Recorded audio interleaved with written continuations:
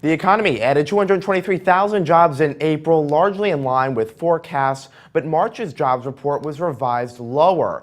The economy only created 85,000 jobs in March compared to a previously reported 126,000 jobs. So what does this mean for investors? Here with more analysis is Jerry Webman, the chief economist at OppenheimerFunds. So Jerry, your initial reaction to Friday's report, I mean, it was pretty in line with what economists were looking for, right?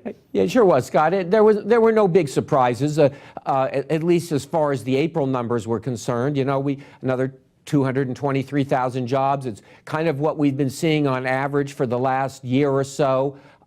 It shows that the economy probably did bounce back a little bit in the second quarter from its weakness in the first quarter. You know, earnings were the 2.2% increase, very modest increase, but at least a little bit better that we've been seeing. So I think the answer that investors take away from it is the economy is continuing to produce more paychecks.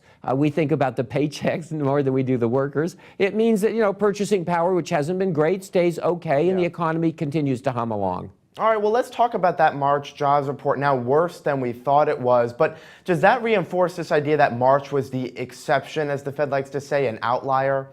I believe that's right. There may even be some statistical glitches in the way we're doing seasonal adjustments for the first quarter. Not to get too geeky about it, but I wouldn't put too much emphasis on that very disappointing number for March. It is meaningful. It does mean the economy didn't do as much in that first quarter for whatever reasons, port strikes, bad weather, you know, just some seasonal changes. So that doesn't hurt your outlook going forward. Sorry? Does that hurt your outlook going forward? It doesn't really. I think what we've seen every year is a weak first quarter, pick up in the second and third quarter, and today's numbers say that we're on track for that. Not exuberantly, but at a decent pace. All right, and what does all of this mean for the Federal Reserve with this looming policy shift in the backdrop? When do you think they'll raise rates? Well, the indications they're giving us is that they'll do it probably in the third quarter of this year. September seems like the most likely time. They've made it very clear they're going to want to be able to change their minds, and they'll be watching the data. But I think they say they're data dependent, but I think they're also very concerned that they've kept rates so low for so long, done so much quantitative easing that there may be some financial problems created somewhere. So they want to start kind of getting out of that. And I think they'll take the risk of beginning to tighten. And that's why September looks reasonable, even though we're seeing these neither here nor there kind of numbers. Yeah, and of course, wages are still rather weak, rising just 2.2% over the past year. I mean, does that worry you? We're seeing more strength in the labor market, but shouldn't we be seeing higher wages at this point?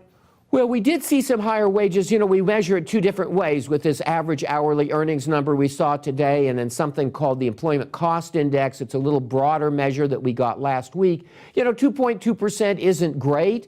It's a little bit over what the rate of inflation's being, so that means the average worker is getting a little bit more purchasing power.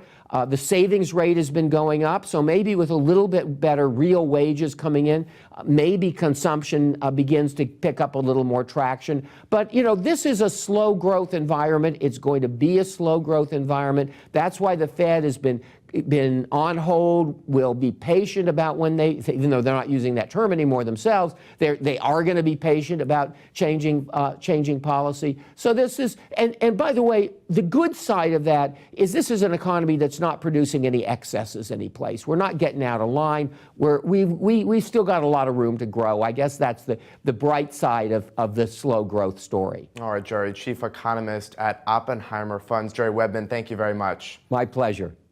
I'm Scott Gamm, and you're watching The Street.